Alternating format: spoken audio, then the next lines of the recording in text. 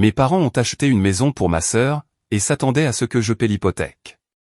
J'ai refusé, et ils m'ont poursuivi en justice, affirmant que j'avais promis de les aider. Au tribunal, une simple question a révélé tout ce qu'ils essayaient de cacher. L'appel téléphonique est arrivé un jeudi après-midi, pendant que j'examinais les rapports trimestriels, assise à mon bureau. La voix de maman semblait joyeuse, presque euphorique, alors qu'elle m'annonçait qu'ils avaient enfin trouvé la maison parfaite pour Charlotte et Eric. 4 chambres, 3 salles de bain, et une cour arrière suffisamment grande pour que Sophie et Dylan puissent y courir. Elle m'a décrit les comptoirs en granit et le sous-sol aménagé, comme si elle lisait une annonce immobilière. Je les félicitais, en supposant qu'ils avaient aidé pour la compte, ou qu'ils s'étaient portés garants pour le prêt. Charlotte avait toujours eu du mal avec la gestion de l'argent, passant d'un emploi à temps partiel à un autre, et blâmant sa situation sur le fait d'avoir 2 jeunes enfants. Eric travaillait dans la construction quand le temps le permettait, ce qui signifiait que les hivers étaient rudes. Malgré tout, je me suis dit que c'était leur chance, de pouvoir enfin construire une certaine stabilité. Maman continuait de parler des frais de clôture, et des frais d'inspection. Le montant semblait élevé, mais je suis resté concentré sur mon écran d'ordinateur, ne l'écoutant qu'à moitié. Puis, elle a dit quelque chose, qui a figé mes doigts sur le clavier. Nous aurons besoin que tu couvres les paiements de l'hypothèque, jusqu'à ce qu'ils se remettent sur pied. Je lui ai demandé de répéter. Elle a ri, agissant comme si j'avais fait une blague. Eh bien, tu as suffisamment épargné au fil des ans. Il est temps que tu aies de la famille. L'insouciance et la présomption dans sa voix m'ont frappé plus durement que la demande en elle-même. J'avais passé 15 ans à bâtir ma carrière dans le conseil financier, vivant dans un appartement modeste, conduisant une berline vieille de 10 ans, et sautant des vacances, pour renflouer mes comptes de retraite. Chaque promotion découlait du travail le week-end, et de l'acceptation de projets, dont personne d'autre ne voulait. Mes économies représentaient des sacrifices, et non pas un tas d'argent, sur lequel j'aurais trébuché par hasard. Je lui ai dit que je ne pouvais pas faire ça. La ligne est restée silencieuse, pendant plusieurs secondes. Tu ne peux pas, ou tu ne veux pas? La voix de papa a retenti à la place. Il devait être en train d'écouter, sur un autre téléphone. J'ai expliqué que ma planification financière n'incluait pas la prise en charge d'un autre foyer. Charlotte et Eric devaient trouver quelque chose qui corresponde à leur budget réel. Cette maison semblait être bien au-delà de leurs moyens, ce qui transformait toute cette situation en un échec programmé. Le ton de papa est passé de la surprise à une froideur glaciale. Il m'a rappelé toutes les fois où il m'avait aidé pendant mes études universitaires. Comment ils avaient payé mes manuels et couvert mon assurance automobile jusqu'à mes 23 ans. La famille signifiait se soutenir les uns les autres. Il a dit que Charlotte avait plus besoin de cela, que je n'avais besoin d'un autre zéro sur mon compte en banque. La culpabilité s'est installée dans ma poitrine, lourde et familière. J'avais entendu des variantes de ce discours, tout au long de ma vie. Charlotte était celle qui avait besoin d'aide supplémentaire pour ses devoirs, qui obtenait des prolongations de couvre-feu, parce qu'elle avait du mal avec les responsabilités, et qui recevait une nouvelle voiture, après avoir démoli la sienne en première année, parce que, les erreurs. Ça arrive. Moi, j'étais la fille responsable, celle qui ne nécessitait pas beaucoup d'attention, celle qui résolvait les problèmes de manière indépendante. Je suis resté ferme. La réponse était non. Maman a repris le téléphone, la voix tremblante.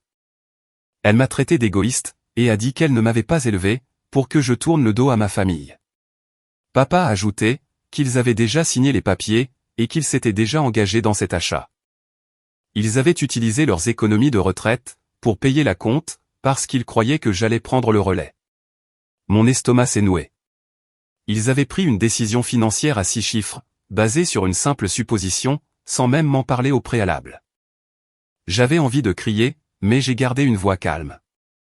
Je leur ai dit que c'était leur choix à annuler, et non ma responsabilité à réparer. La semaine suivante est devenue un cauchemar, fait de contacts incessants. Chaque réunion de famille à laquelle j'assistais normalement se transformait en une véritable intervention. Les invitations au dîner du dimanche étaient en réalité des embuscades, où mes proches me coinçaient au sujet de ma décision.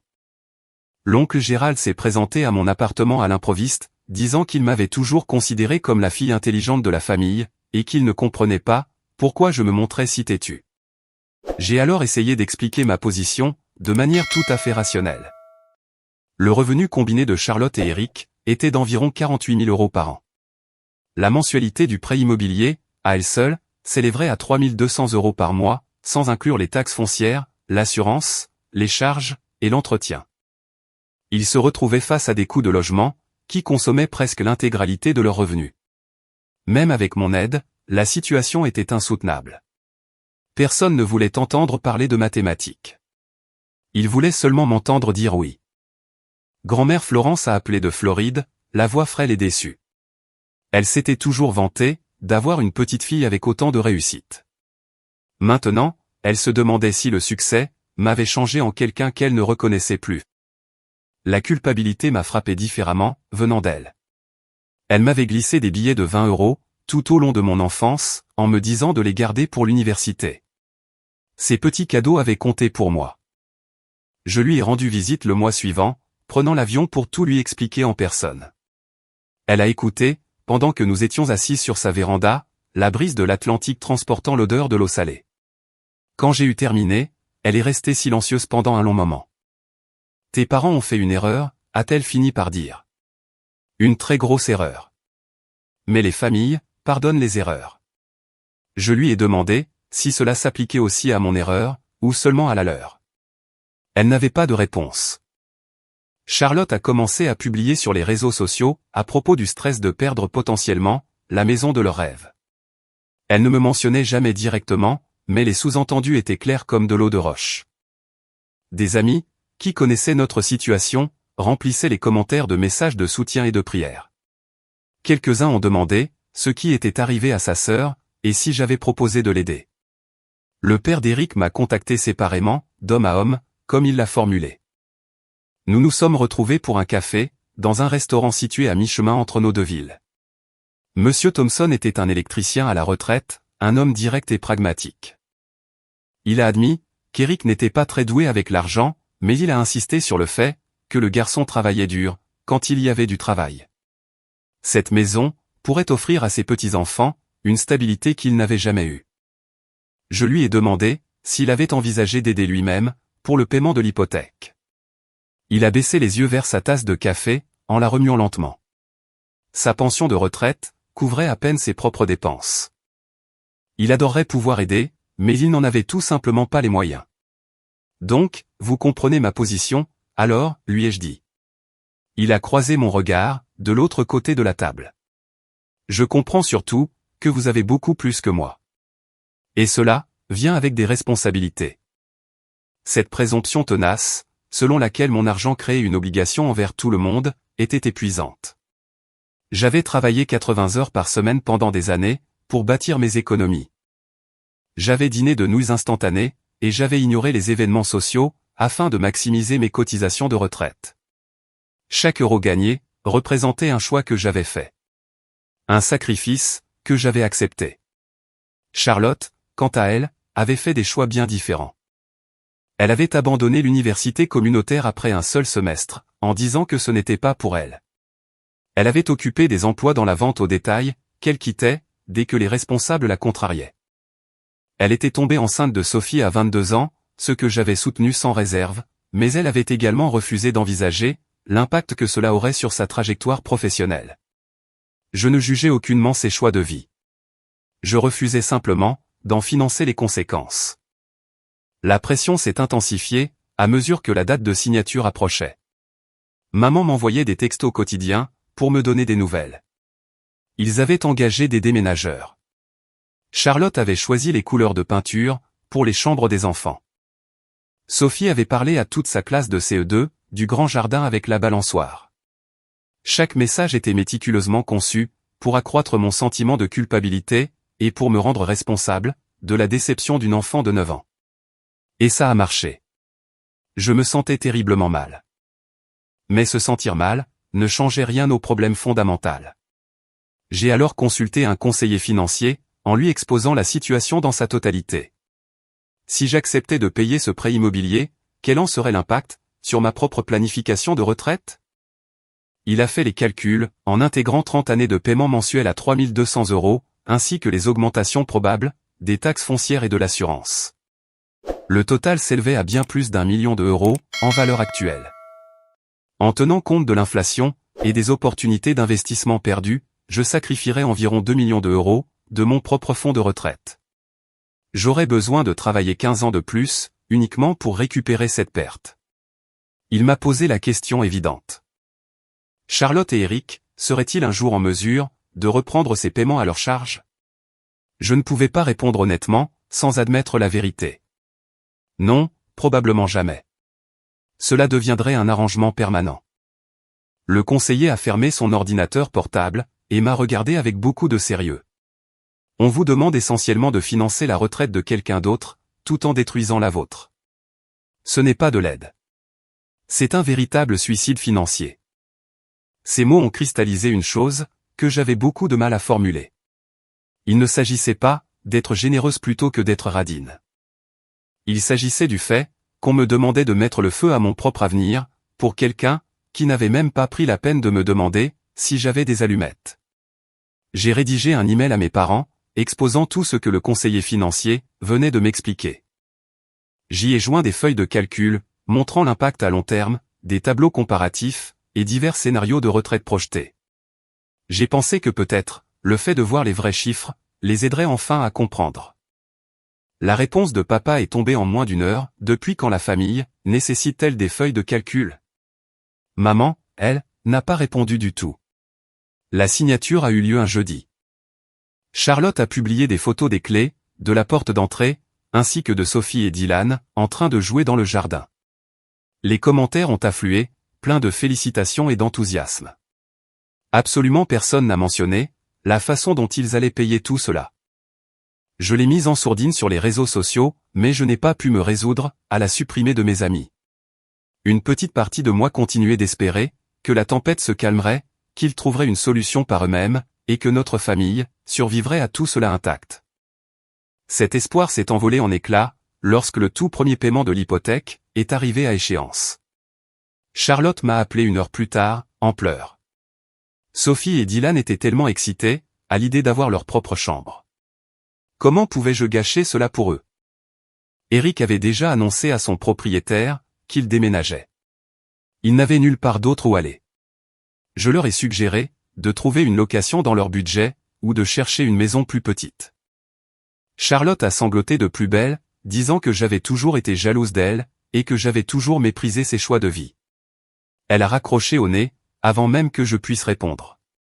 Les chaînes de textos familiaux ont commencé ce soir-là.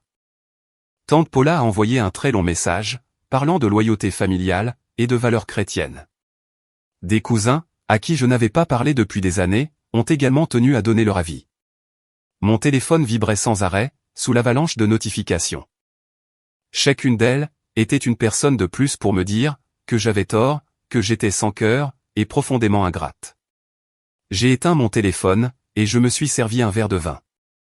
Jennifer, une collègue de travail, m'avait mise en garde il y a des années, sur la nécessité d'établir des limites avec la famille. Elle avait traversé une situation similaire avec son frère, et les répercussions avaient duré de longues années. J'avais toujours pensé que ma propre famille était différente, et que nous communiquions bien mieux que ça. Apparemment, ce n'était pas le cas. Les documents de la plainte sont arrivés 6 semaines plus tard. Marcus et Helen Whitmore, contre leur propre fille. Numéro de dossier, CV20248847. Ils me poursuivaient pour la somme de 650 000 €, invoquant un prétendu contrat verbal, et une promesse ayant créé une attente légitime. Les documents légaux affirmaient que j'avais promis d'aider Charlotte, qu'ils s'étaient appuyés sur cette promesse à leur propre détriment, et que je refusais maintenant d'honorer mon engagement. Je me suis assise dans mon appartement, lisant la plainte à 3 reprises, et essayant désespérément de comprendre comment nous en étions arrivés là. Mes propres parents m'emmenaient bel et bien devant les tribunaux. Ils avaient engagé Richard Chen, un avocat spécialisé dans les conflits familiaux, et il réclamait suffisamment d'argent pour couvrir les mensualités du prêt, les taxes foncières, ainsi que l'assurance, pour une durée de 10 ans. Ma main tremblait, pendant que j'appelais mon avocate, une femme nommée Margaret Price, qui s'était occupée de ma planification successorale. Elle a examiné les documents, et m'a demandé si j'avais un jour mis quoi que ce soit par écrit. Ce n'était pas le cas. Avais-je un jour promis explicitement de payer ? Absolument pas. Avais-je été présente, au moment où ils avaient conclu l'achat? Non plus. Margaret semblait confiante quant à nos chances de gagner, mais elle m'a prévenu que le processus serait particulièrement laid. Les procès familiaux l'étaient toujours. La phase de communication des pièces a été brutale. Ils ont assigné à comparaître mes relevés bancaires, mes comptes d'investissement et mes déclarations de revenus. Richard Chen a fait valoir que mes actifs substantiels prouvaient que je pouvais facilement me permettre d'aider et que mon refus était de nature purement vindicative. Il m'a dépeinte comme une avare fortunée, accumulant de l'argent de façon égoïste, tandis que les enfants de ma sœur risquaient de se retrouver à la rue. Le journal local a eu vent de l'affaire. Une sœur refuse d'aider sa famille et se fait poursuivre en justice, lisait-on en gros titres. L'article incluait des citations de Charlotte, évoquant ses difficultés de mère active, et son profond choc face à ma trahison. Ils ont même mentionné l'intitulé de mon poste, ainsi que ma fourchette de salaire, ce qui a encore aggravé mon image. De vieux amis ont cessé de m'appeler. Les voisins évitaient soigneusement de croiser mon regard, dans les couloirs. Quelqu'un a même laissé un mot sur ma voiture, me traitant de sorcière égoïste, en des termes beaucoup moins polis. Je me suis jeté à corps perdu dans le travail, acceptant des projets supplémentaires, pour éviter de penser au procès. Mon patron a remarqué mon épuisement, et m'a suggéré de prendre du temps pour moi. J'ai refusé.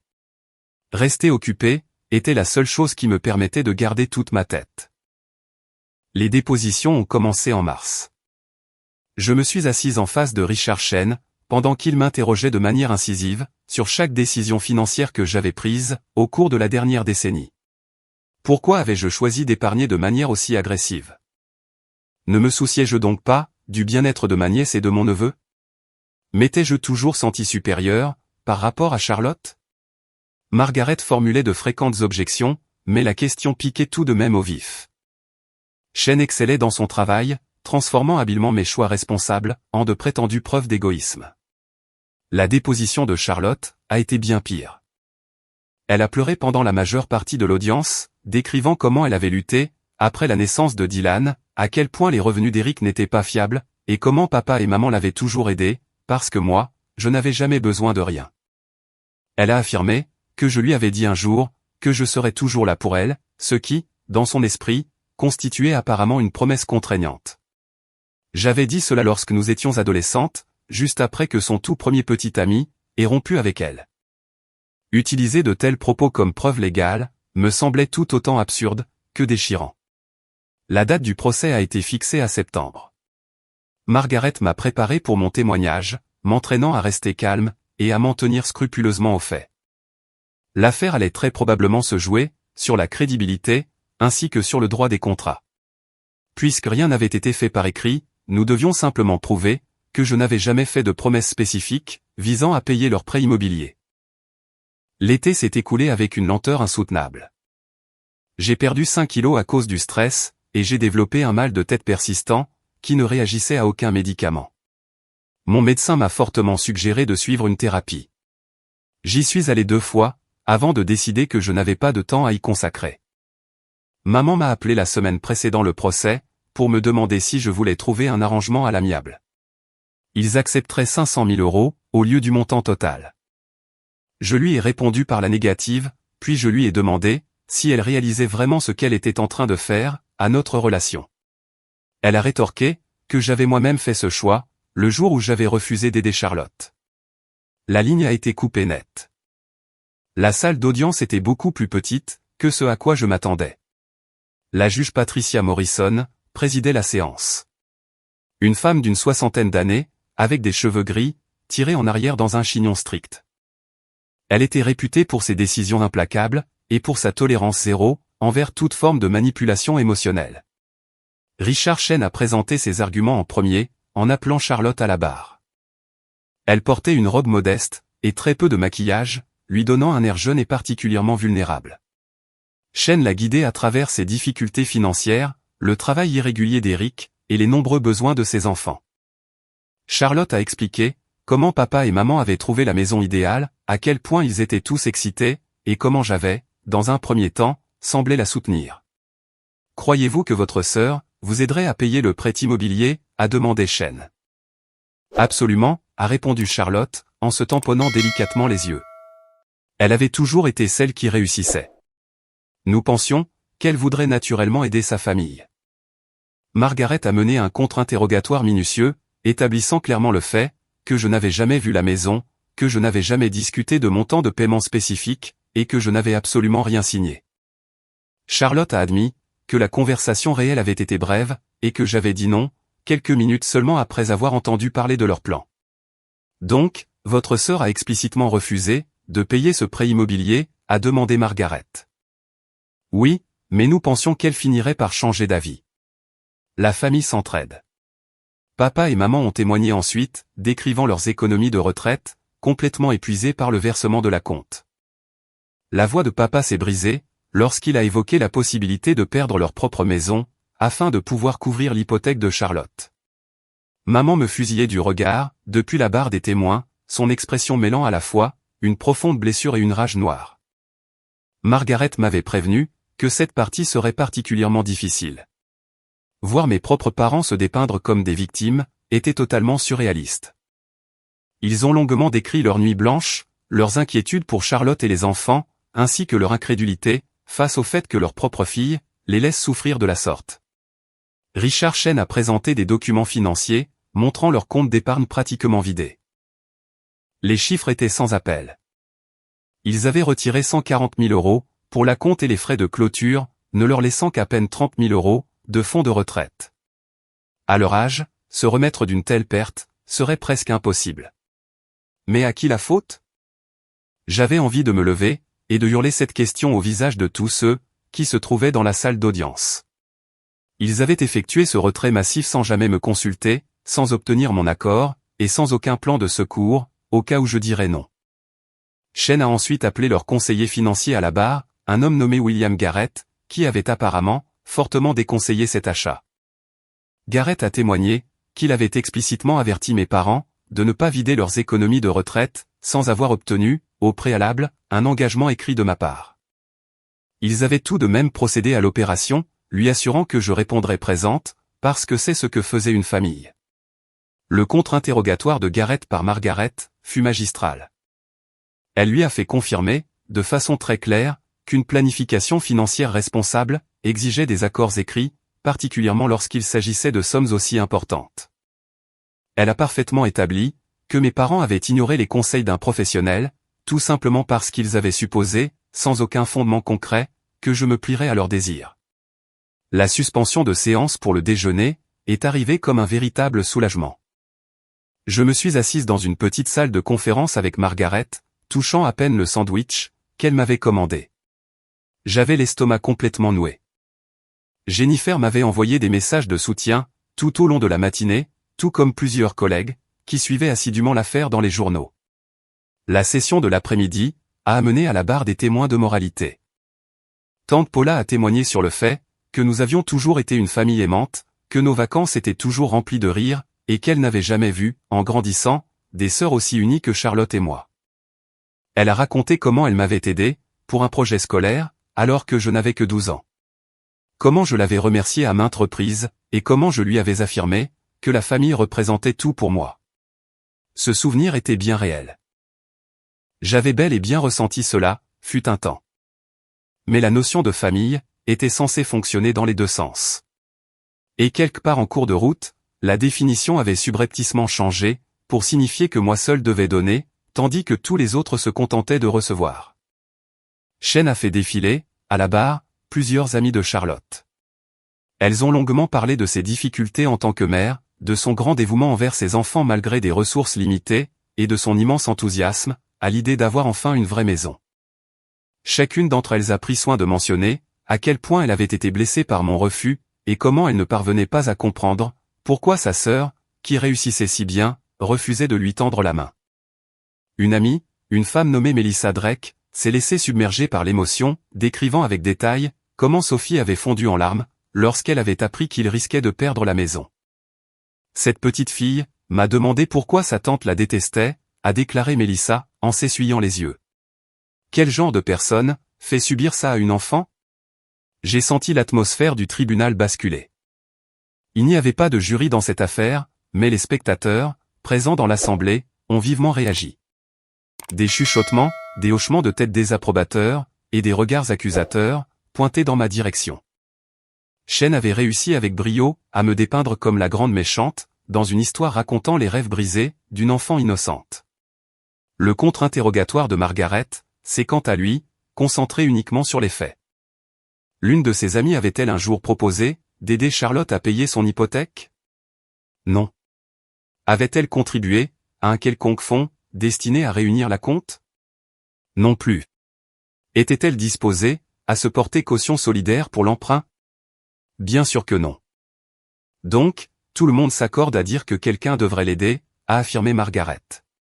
À la seule condition que ce quelqu'un soit ma cliente. L'argument a fait mouche, mais je n'étais pas certaine que cela suffise à changer la donne. Les faits et les émotions se livraient une bataille féroce pour prendre le dessus, et les émotions possédaient un avantage indéniable. Chen a conclu sa plaidoirie en fin d'après-midi. Le poids de leurs différents témoignages flottait lourdement dans l'air comme de la fumée, rendant presque difficile le simple fait de respirer. Margaret m'a pressé doucement l'épaule, pendant que nous remballions nos affaires pour la journée, en me rappelant une fois de plus que nous avions la loi de notre côté. Cette nuit-là, je n'ai pas réussi à fermer l'œil. Je n'arrêtais pas de rejouer en boucle le témoignage de Mélissa concernant les pleurs de Sophie. Ma propre nièce de 9 ans, confuse et blessée, pensant réellement que je la détestais. L'image était absolument dévastatrice. Mais céder maintenant ne résoudrait en rien ce problème. Cela enseignerait simplement à Sophie que la manipulation émotionnelle fonctionnait. Que pleurer vous permettait d'obtenir tout ce que vous vouliez, indépendamment de la réalité ou de vos propres responsabilités. N'était-ce pas précisément cette même leçon qui avait transformé Charlotte en une personne incapable de gérer ses propres finances? Le lendemain matin est venu le moment de mon propre témoignage. Margaret m'avait longuement entraîné à rester imperturbable, à ne répondre qu'à ce qui m'était explicitement demandé, et à éviter avec soin toute réaction émotionnelle.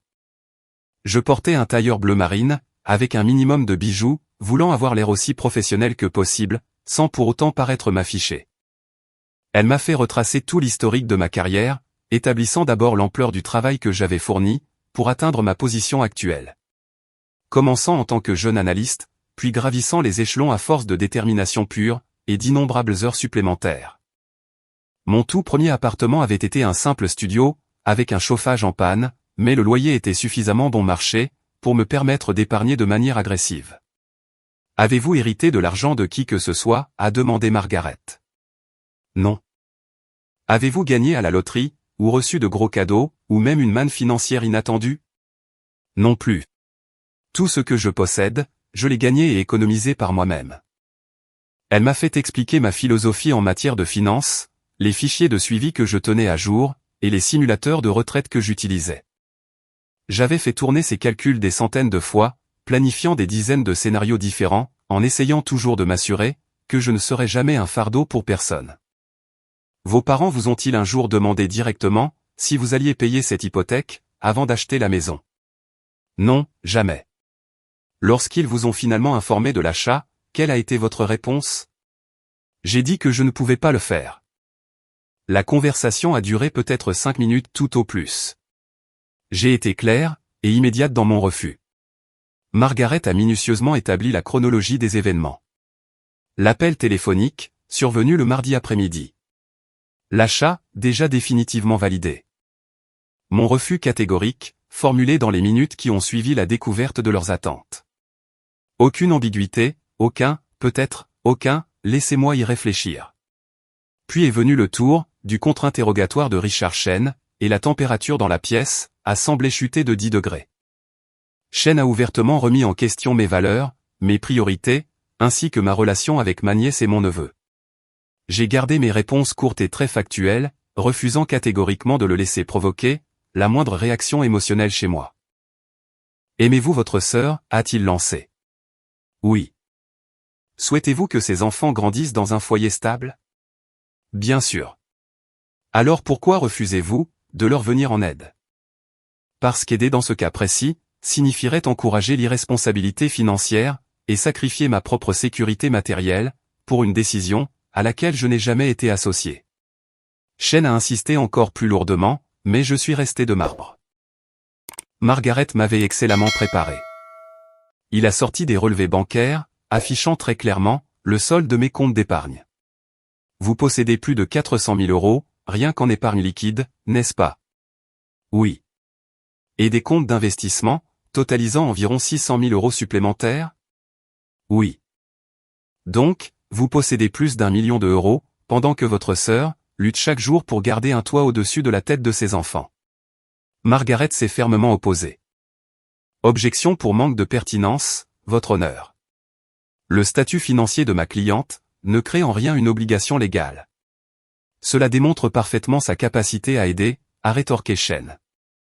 La juge Morrison a autorisé la poursuite de cette ligne de questionnement, bien qu'elle sembla particulièrement sceptique. Chen a martelé avec insistance la disparité flagrante entre ma richesse et la pauvreté de Charlotte. Il a énuméré chaque petit luxe que je m'étais offert au cours des 5 dernières années. Un nouvel ordinateur portable, un week-end dans le Vermont, et même un abonnement à une salle de sport. Chacune de ces dépenses était habilement présentée comme une preuve indéniable de mon égoïsme. Vous avez les moyens de vous offrir un ordinateur portable à 1 200 euros, mais vous refusez catégoriquement d'aider votre nièce à avoir sa propre chambre, a-t-il demandé. J'ai pris une profonde inspiration avant de lui répondre. Cet ordinateur portable est un outil de travail.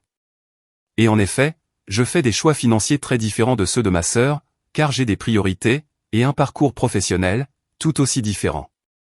Cela ne fait pas pour autant de ces enfants ma responsabilité financière. Même lorsque vos parents comptaient explicitement sur vous? Ils ne me l'ont jamais demandé. Ils ont simplement supposé. Et il y a là une différence légale et éthique absolument majeure. Chen a soudainement changé de tactique, évoquant avec nostalgie des souvenirs de notre enfance. Savais-je que Charlotte partageait ses bonbons d'Halloween avec moi? Qu'elle m'avait défendu contre un caïd au collège, et qu'elle m'avait aidé à m'entraîner pour passer mon permis de conduire. Elle a toujours été là pour vous, a déclaré Chen. Et maintenant qu'elle a besoin de vous, vous lui tournez le dos. Je ne lui tourne pas le dos. Je refuse simplement de financer une maison pour laquelle je n'ai jamais accepté de participer à l'achat. Ce n'est absolument pas la même chose. Il m'a posé des questions sur les dîners de famille, les vacances, et nos diverses expériences partagées. Chaque question était soigneusement conçue, pour me dépeindre comme la sœur ingrate, ayant oublié d'où elle venait. J'ai répondu avec sincérité, mais je sentais bien que cette manipulation émotionnelle opérait sur tous ceux qui nous regardaient. Vos parents sont dans la soixantaine, a continué Chen. Ils ont puisé de l'argent dans leur retraite, parce qu'ils avaient confiance en vous. Cette confiance ne signifie-t-elle donc rien pour vous? Cela signifie qu'ils ont pris une très mauvaise décision financière, basée sur une simple supposition, qu'ils n'ont jamais pris la peine de vérifier. Je me sens mal à ce sujet, mais je ne peux en aucun cas annuler leur choix, en faisant un tout aussi mauvais, de mon côté. L'interrogatoire s'est poursuivi, pendant près de 2 longues heures. Chen était minutieux et implacable, tentant par tous les moyens de trouver la moindre faille dans mon calme apparent. Margaret soulevait des objections lorsque cela s'avérait nécessaire, mais pour l'essentiel, elle m'a laissé gérer ses attaques. Nous avions longuement discuté de cette stratégie, consistant à montrer au tribunal que je pouvais défendre ma position de façon calme et rationnelle. Enfin, Chen m'a interrogé sur mes projets d'avenir. Avez-vous l'intention de vous marier, d'avoir des enfants, ou peut-être d'acheter une maison plus grande à terme? Donc, vous épargnez pour votre future famille hypothétique, tout en ignorant superbement votre véritable famille actuelle. Je planifie ma propre vie de manière responsable, tout en refusant de subventionner la mauvaise planification de quelqu'un d'autre. L'expression de Chen a trahi une immense frustration. Il s'attendait à ce que je craque, à ce que je montre de la colère, de la culpabilité, ou quoi que ce soit, qu'il aurait pu utiliser contre moi.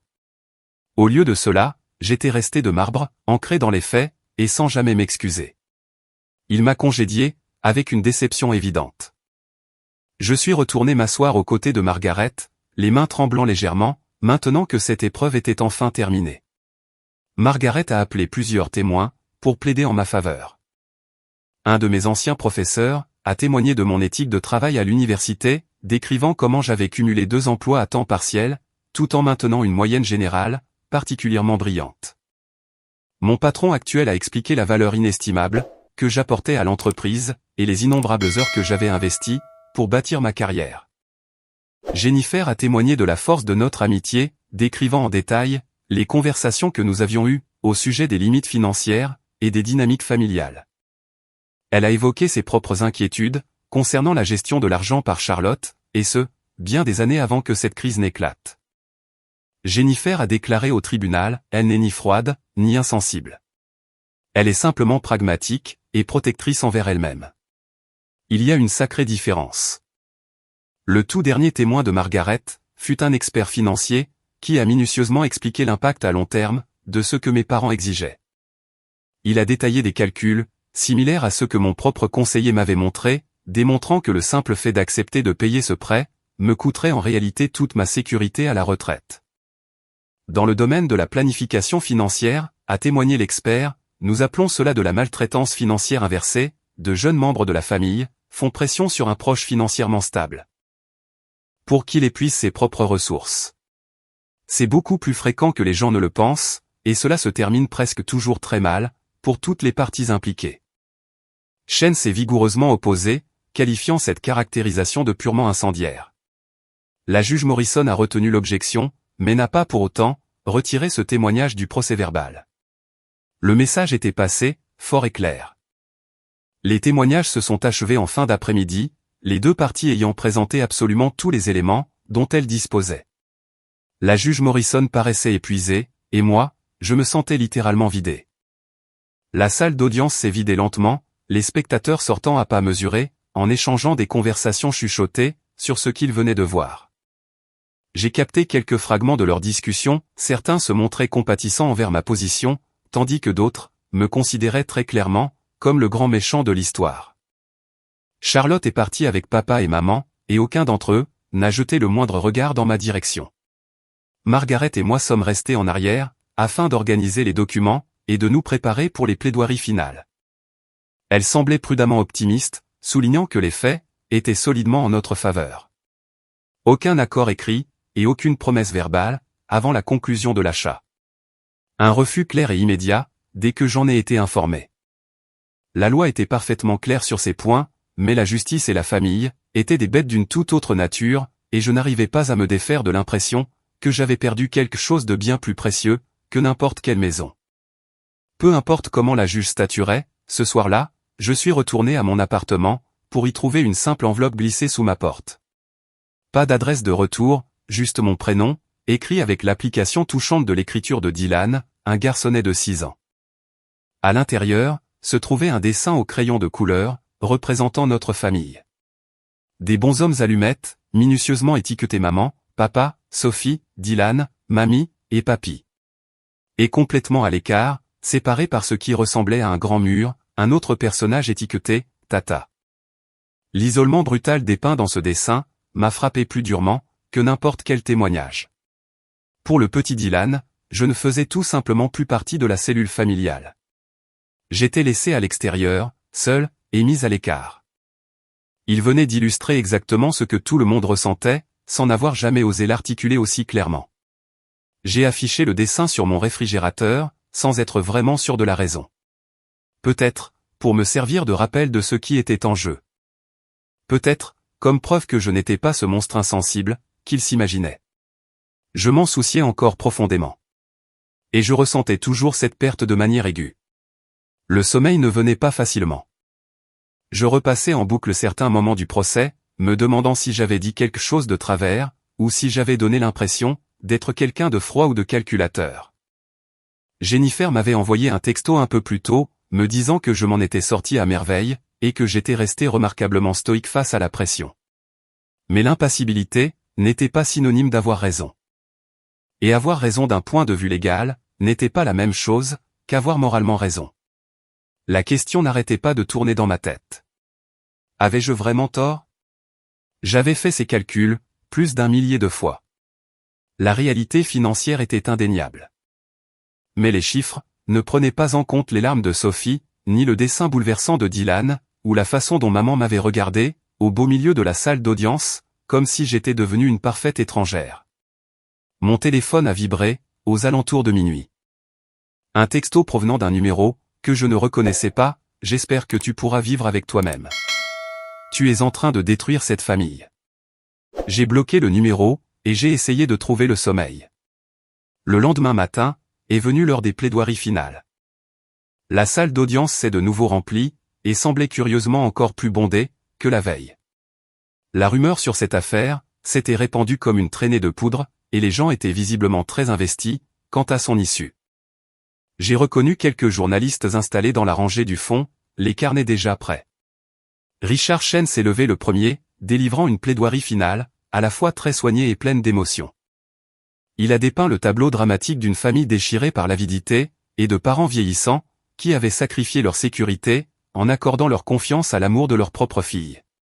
Et d'enfants innocents, injustement pris entre deux feux, à cause de l'égoïsme des adultes. Il ne s'agit pas de détails juridiques, ou de lois complexes, appelées des chaînes, en faisant les 100 pas devant la juge. Il s'agit simplement, de la décence humaine la plus fondamentale. L'accusée, possède absolument tous les moyens nécessaires pour aider. Elle dispose de ressources suffisantes, pour garantir que sa nièce et son neveu grandissent dans un foyer stable. Elle choisit tout simplement de ne pas le faire, se cachant lâchement, derrière le droit des contrats et des prétextes de planification financière, pendant que sa propre famille souffre. Il a fait référence à mon témoignage, à mes réponses très prudentes, et à mon refus obstiné de montrer la moindre émotion. Remarquez comment, pas une seule fois, elle n'a exprimé le moindre regret, a-t-il lancé. Jamais, elle n'a dit qu'elle aurait souhaité pouvoir aider, mais que cela lui était impossible. La vérité, c'est qu'elle a la capacité d'aider. Mais elle refuse d'aider. Et il y a là, une différence tout à fait profonde. Chen a conclu sa plaidoirie, en implorant la juge Morrison, de regarder au-delà de la stricte interprétation de la loi, et de prendre en compte, les principes d'équité en jeu. Mes clients, se sont raisonnablement appuyés sur leurs liens familiaux, ainsi que sur des schémas de soutien passés. L'accusée, a grandement bénéficié de leur aide, tout au long de sa vie, et elle refuse maintenant de leur rendre la pareille, au moment même où ils en ont le plus besoin. C'était un argumentaire très convaincant. Je devais bien l'admettre, si je n'avais pas connu l'intégralité du contexte, j'aurais probablement pris son parti. La plaidoirie finale de Margaret, a adopté un ton tout à fait différent, mais s'est révélée tout aussi puissante. Elle a commencé par rappeler les bases fondamentales du droit des contrats, établissant avec fermeté, que de simples suppositions et attentes, ne pouvaient, en aucun cas, créer d'obligations contraignantes. Aucune rencontre des volontés, aucun consentement mutuel, aucune contrepartie échangée. Maître Chen, souhaite que vous ignoriez purement et simplement la loi, au profit de l'émotion, a déclaré Margaret. Mais ce tribunal existe avant tout pour faire appliquer la loi, et non pour redistribuer les richesses, sur la base de requêtes purement émotionnelles.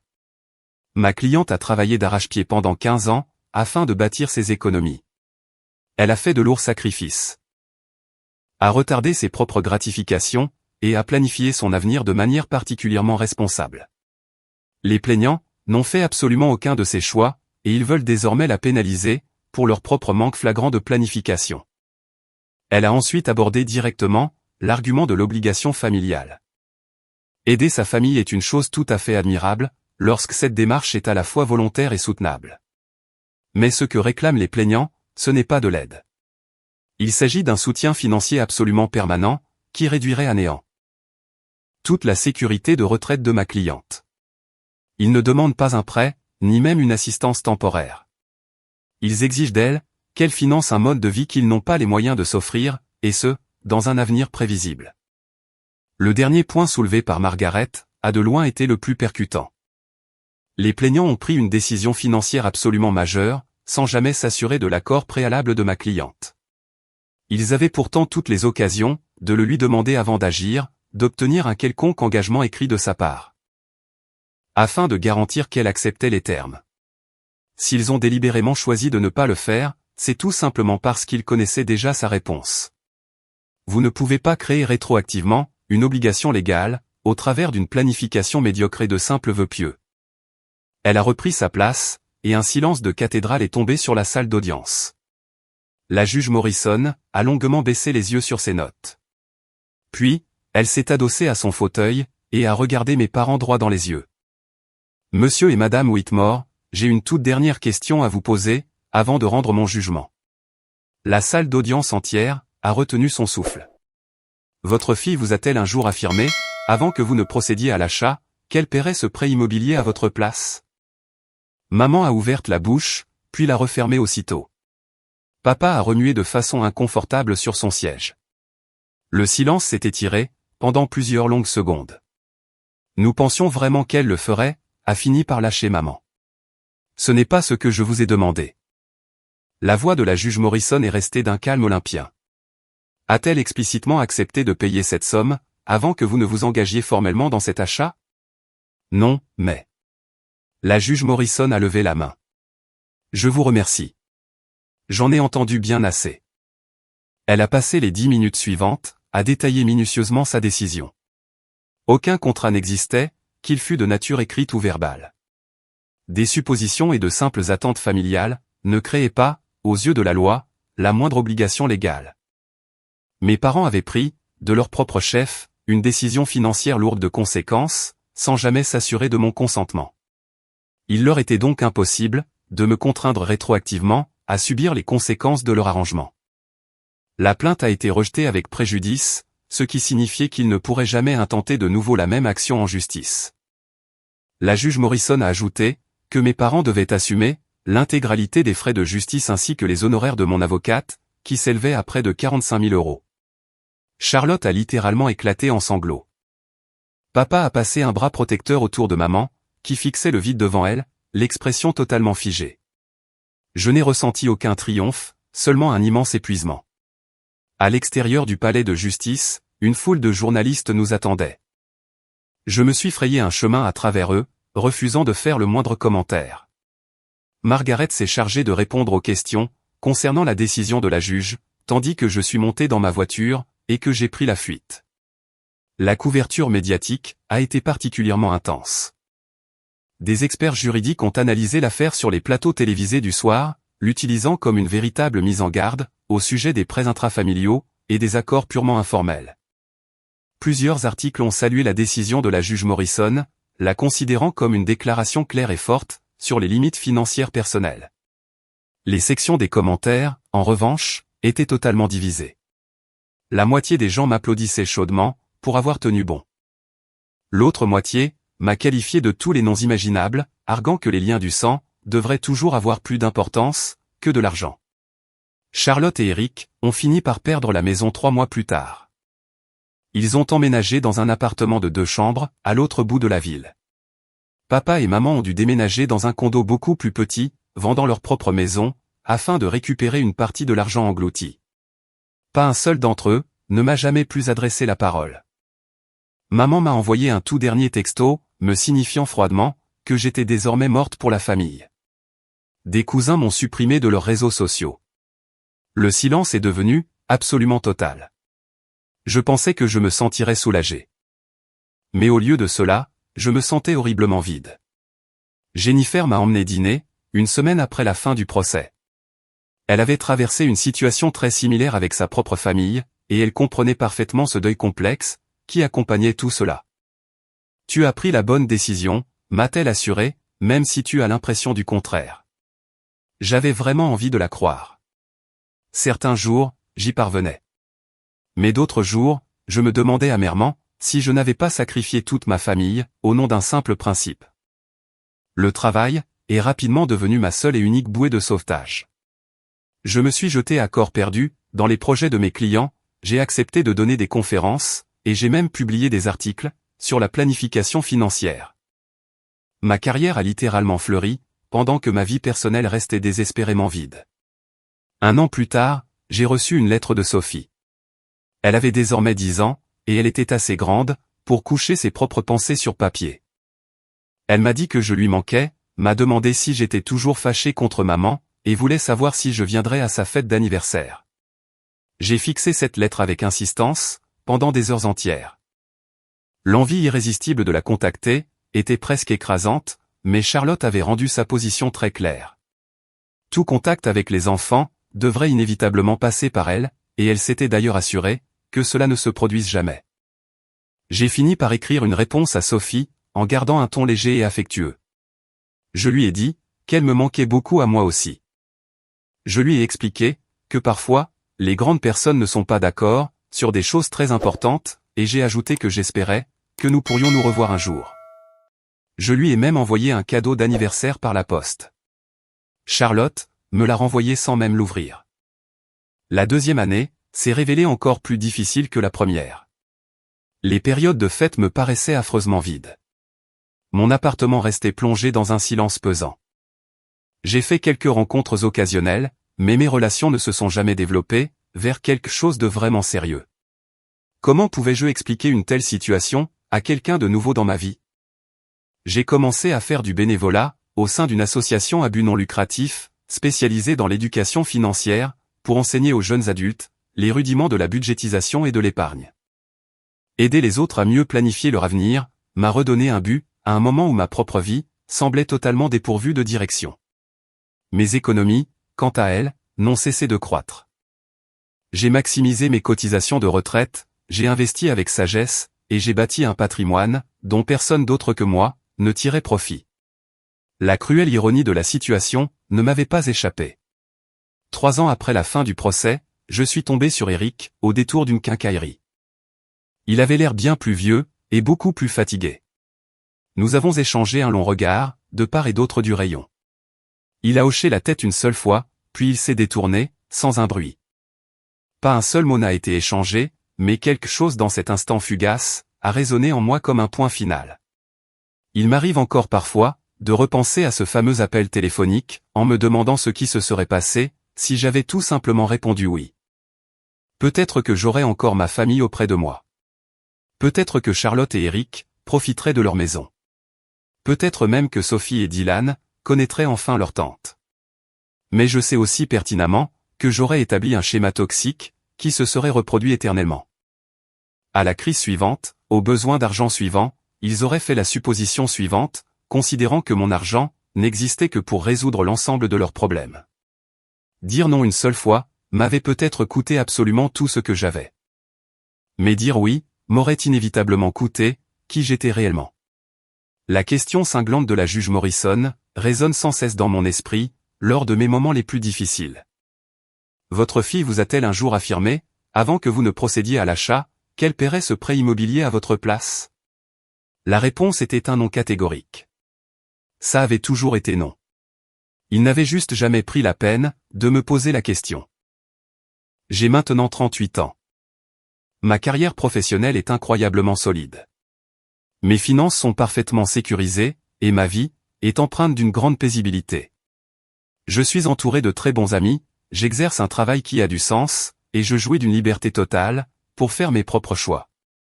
Mais parfois, tard dans la nuit, je ressors doucement la petite lettre de Sophie, et je me demande, quel prix j'ai véritablement payé, pour avoir osé camper sur mes positions.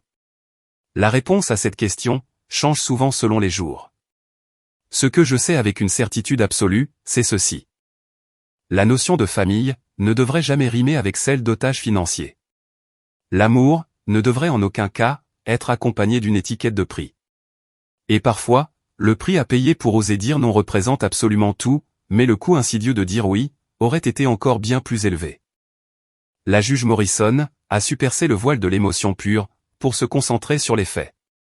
Elle a posé la seule et unique question qui comptait vraiment, et a patiemment attendu d'obtenir une réponse honnête. Ce faisant, elle a fini par valider une chose que je savais déjà au fond de moi, mais que j'avais eu tant de mal à accepter. Je ne leur devais absolument pas le travail de toute ma vie, sous le simple prétexte que nous partagions le même ADN. Je n'avais pas non plus l'obligation de m'immoler par le feu, simplement pour les garder au chaud. Et leur planification déplorable ne constituait en rien une urgence à résoudre de ma part. Les papiers du prêt immobilier qu'ils avaient essayé de me mettre entre les mains sont finalement restés en leur possession.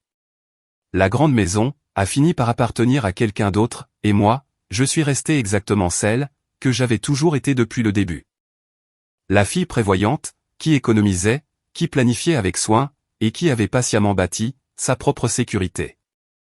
Il pensait aveuglément que tout cela faisait de moi une égoïste. J'ai quant à moi appris que cela faisait simplement de moi une femme exceptionnellement forte.